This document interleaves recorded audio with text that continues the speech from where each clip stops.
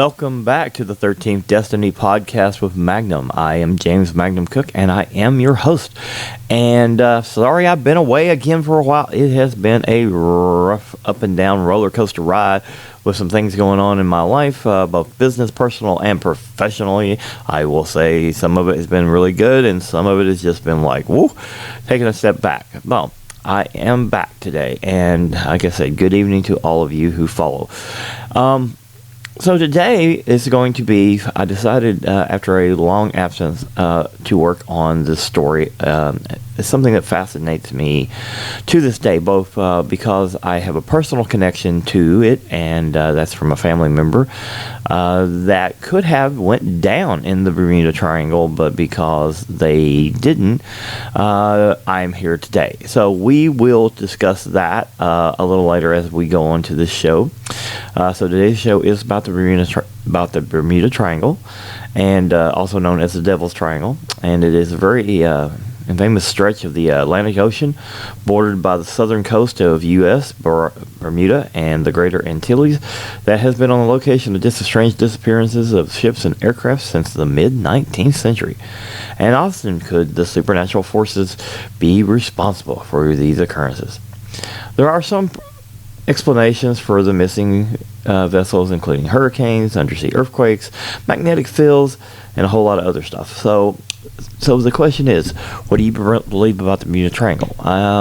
Well, personally, I don't really know what I personally believe. I just know what I believe as far as I have been told, what I have read, what I have watched, and of course, the personal story that I said that I have. And I will say that I don't know if that story is, I believe the story is true, obviously, but why I have a problem with this story is, and it has nothing to do with the person in my family that told me the story, it has to do with the United States Air Force. The United States Air Force, I have not been unable to find official documentation of this story anywhere, and so there's one or two explanations of that. One is possibility that I don't remember the story accurately, and that would be on me, or the United States Air Force has a classified file on this particular thing, and I just got lucky being told any of this story because the person was a person who was in the United States Air Force and served for several years, and was a member of my family, is now deceased. So I don't take any chances for them, but of course I can take some chances for me if the story is classified. I don't know if it's classified. It may be classified. So I'm not going to worry about that. If they have a problem, they can come to me, which I'm sure they would if they want to. But my theory is they probably are not going to, and it's just, and they're just going to say it's just another of the many Bermuda Triangle stories, and who knows, they'll probably say maybe I did get it messed up. That's my theory on that. Well, here's the interesting thing. It's always fascinated me, and it fascinated me long before I was told by the member of the family that, that they could went down. And to tell a quick background of that story, this family member, which obviously you can read between the lines who this family member is, because I said I wouldn't be here today if it wasn't for the fact that this particular story that I was told, that these planes went down in the Bermuda Triangle, were transport planes during the Korean War era. So, and this is during the time that he served. So, I was told this story, and then we'll get into that a little bit more about the Bermuda Triangle and why I have a fascination even long before I was told this story. So, this particular story goes like this. This person serving in the United States Air Force tells me of a situation that happened between him and a full-bird colonel who he was just a very unique colonel, did not want him to refill his vacancies, and these other people were telling him, went in with him, made him stand at attention. He was just like, this is like a particular person was just kind of like a jerk, okay, just, for his command. And he didn't do this to the captains. He only did this to the airmen. So, because he just particularly didn't like him. But ironically, the story that I was always told growing up was that for all him not liking him, he ended up probably saving his life. because these transports were loaded by alphabetical order, and the last name would have the C in it, and he would have been among the ones that would have went down. Now, I know this story because I was told this story, and I believe this story. This because all the other stories I ever checked out about anything from the time that this particular person in my family was in the Air Force, all the other stories I could find things about it, or I could find people that served with him that related to these. This was the only thing I couldn't find. And I don't know if maybe I got it messed up, which I had to talk more to him or recorded the information prior to his death, and that's on me. That's a mistake on my part, but I believe that this was a legitimate story that happened, and maybe it's not classified, and who knows, maybe someone knows exactly what I'm talking about, and they can reach out to me, and if it's classified, they're probably not going to talk to me. I understand that, and that's fine, but there are a lot of weird things in the Bermuda Triangle, some that have been tried to be explained, some that have not been explained. So, and since my show deals with guests who do paranormal and all kinds of other stuff, there is the relation to some of the stuff that would be on my show at some point. So I decided to talk until we can get another guest on and I can get these things back rolling correctly from episode to episode. Decided to talk about the Bermuda Triangle. So anyway, the rest of this story goes like this. So he did not agree with this at the time, did not let him, and he would return on a different transport. And what happened on the people who left without him being on that plane, supposedly, from what I was told, was that it went down. He said always called Devil's Triangle, which I always knew that was the Bermuda Triangle. So it went down, and nothing was ever found, according to the story that I told, except for I believe he said it was a part of the seat cushion of one of the planes that went down in the triangle. So that, to me, tells me that there must be some information out there about that, but I don't have the full information on that. All I have is remnants of what the story was, and I heard it many times growing up. Now, and here's what I said growing up. I didn't hear it until my late teenage years, but I had actually started having a fascination with the Bermuda Triangle from both stories and films and other things prior to that, which was really ironic because I never brought it up to my family member. And then he started talking on the story, and I'm going, wow, this is a story about the Bermuda Triangle, a place that I was very fascinated. So I tried to home in on that, but I never really got all the information. And again, that's on me. But I got enough to talk about this today, and I just find the entire Bermuda Triangle, whether there is a final explanation of what goes on there, and whether it's something that can officially. And to me, officially means you can prove to me why all of these planes went down, all of these ships disappeared. You found something, and I'll go to other things. We've found other shipwrecks. We've found other things in modern times with our technology that has improved. So why are we not finding everything in the triangle? See, that's the bigger mystery I find about the triangle, is that for all this tech that we have now, we have found. I'll relate to we've managed to find the Titanic. We've managed to find the USS Annapolis, and just not that long ago. How are we not finding the remnants of these disappeared? Nothing. I mean, from time to time something shows up, but the amount of stuff that has disappeared, and there has been nothing show up to a significant, finding. Why is that? That's the real question. Why is it not being found on a significant basis, but we can find these other things? And there's a lot of weird things that have happened out there. I mean, Coast Guard responses and things that make no sense. Like the witchcraft. The boat that called, and the Coast Guard's out there within 19 minutes, and it's not, there's no major emergency according to the call. There's just a lot of weird things out there. And of course, there's a lot of conspiracy stuff, and I don't really want to get into the conspiracy stuff as far as people just throwing things out there to be throwing things out there. Because, I mean, some conspiracy theories eventually turn out to be true, but some of the things with the triangle are very, very, very far out to different sides. And how much of that could even eventually be true is yet to be seen. So, what is your thought about the Bermuda Triangle? And I would love to hear this. So here's this kind of show, like I said, stories about the Bermuda Triangle, and also I'd kind of like to have feedback from the fans, and you can send me messages, or have you had a fascination with the Triangle, whether it be movies or books or things you've seen on YouTube or other places. What is your personal theory of that? What do you feel that this is about? There's 10 very famous ones that are usually listed on a very pretty common. Those 10 are pretty common on a regular thing, from the Flight 19 missing squadron, to the I'm trying to remember. What is this? I mentioned the witchcraft, and of course, the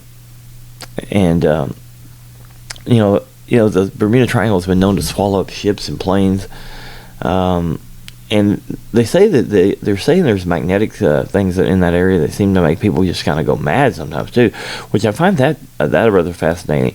That could be related to the Earth's electromagnetic field being out of whack, maybe perhaps in that area from time to time. And I don't know if anyone's ever looked at this like I have, but have you ever looked at the island of Bermuda? This is an interesting thing too. If you look at how the island of Bermuda formed and everything, and if you look at underneath, it is just amazing how it is from the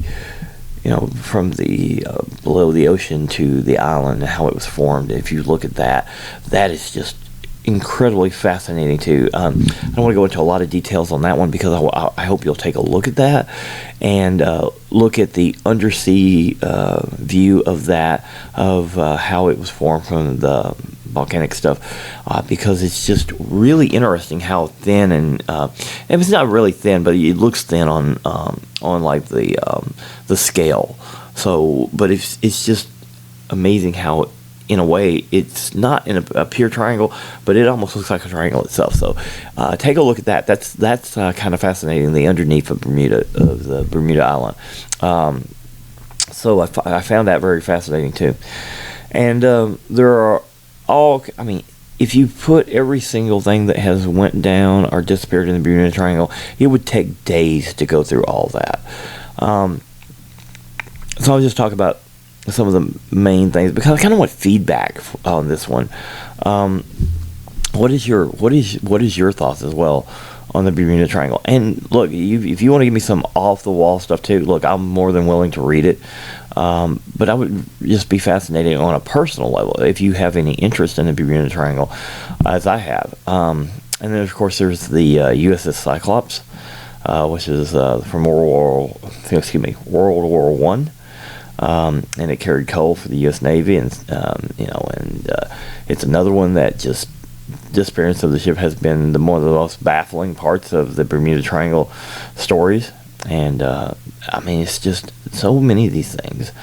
And there's one related to some stuff that I have kind of got an interest in today, and of course that's the Cessna. There was a Cessna, so it's Flight 201 in the Cessna, which left the Fort Lauderdale area in 1984 en route for the Beamy Islands in the Bahamas, but it never made it. The passengers were all Cessna employees, including the pilot and the co-pilots, and they all just disappeared. And that was about midway, I believe, through the destination. I got a bunch of notes, so I'm trying to remember some of this. But there was no radio signals made from the plane to indicate distress. Plane just dropped from the air into the water, which even today there's a possibility of having crashes, and it might take forever to find something, or even if something didn't, the beacon didn't work, things like that. But no wreckage was ever found. There was no wreckage ever found. There was, again, some Cessnas are not very large. I had to look on the size of that particular Cessna, but obviously they was large enough to carry a few employees. And the pilots. But that's just, there was a woman on the Beam Island reported seeing a plane plunge into the sea offshore, but again, no wreckage was ever found, according to the notes I have. So why are all this? Why is it not being found?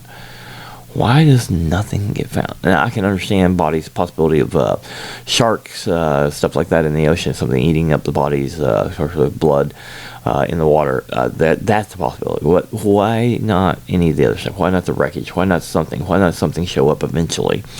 And of course, now there's been a few things, of course, to recording in my notes that I have, but to the level of the stuff that has disappeared and just out of left field for the Bermuda Triangle is fascinating. Extremely fascinating, and I wonder if you find it fascinating. Do you find it fascinating?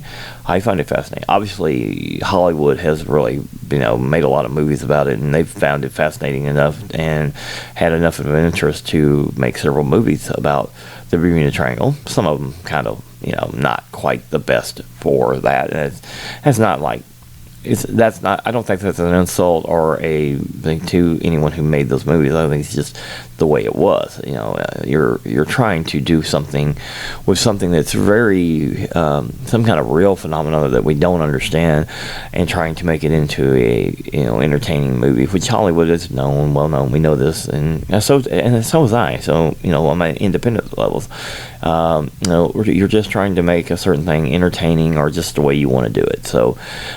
And it doesn't always hold to historical facts or when they do get it right, then it makes it even more fun. But it's not perfect, and it's I'm not going to say it's ever going to be perfect. So that's not something. So that's kind of off the subject a little bit, but it's just it obviously is a major thing if you can have that much fascination, with what's going on and has been going on out in the Triangle for years. And so, there's people that believe that there's something, there's things that are swallowing up the ships.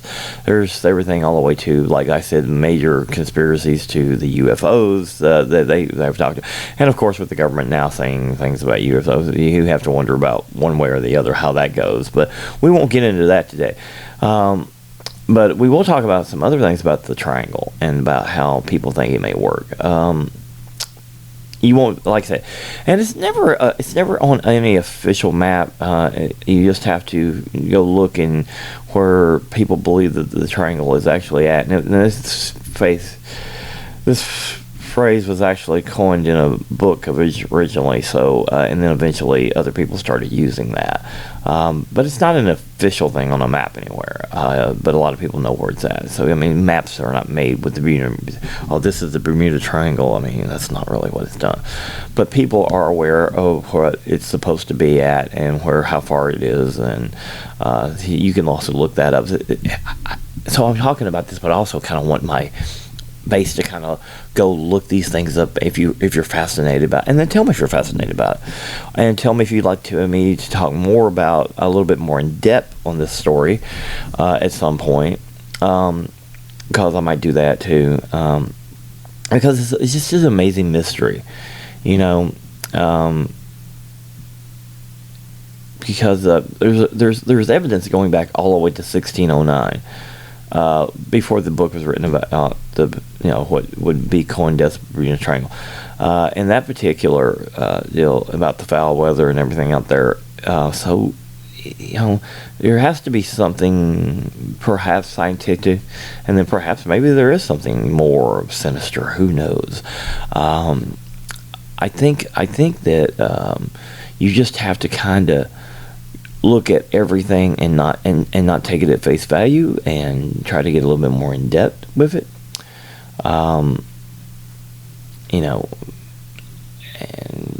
If you've ever flown in a plane, anything can go wrong in a plane in the air. But to be in a particular area and the planes on multiple occasions go wrong in the same area, that lends itself to some theory that something more sinister is afoot. So yeah. And so that's my story for today, including the fact that I had a personal connection to the Bermuda Triangle. I still find it very, very fascinating, and I would be love to do more on it at some point, because there's everything from methane gas to human error has been said to have effects in the triangle. So that's something we might want to talk about on a different show and a little bit more in depth. And who knows, I might try to get some. This might take a little bit more work, but I will maybe try to find someone. If you find the Bermuda Triangle as most fascinating as I do, even though I did have a personal connection to it, then please let me know. And if I can, I will see if I can find someone who maybe is considered at least some kind of expert on the triangle, both the myths, the fictional stuff, and the possible scientific realities of the triangle. So that's my story for today, and let's hope that the part that I am aware of, that I don't know if it's classified or not, doesn't get me in too much trouble. Obviously, I'm not worrying about it too much, obviously, because I don't have the full information, and I only have what I was told. But I do find it fascinating, and if you find it fascinating, let me know. And there's been tons of search and rescue people have to go out in that area, and that's just something really interesting too, when you have to go out. But again, it is a very unstable with the hurricanes and stuff in that area too, so that could lend itself to some of the problem. So, but of course, I would like to have a more in-depth study of that, and especially with someone that's an expert or considered an expert about the triangle. So, anyway, have a great day, and this is James Magnum Cook signing off from the 13th Destiny podcast, and God bless all of you.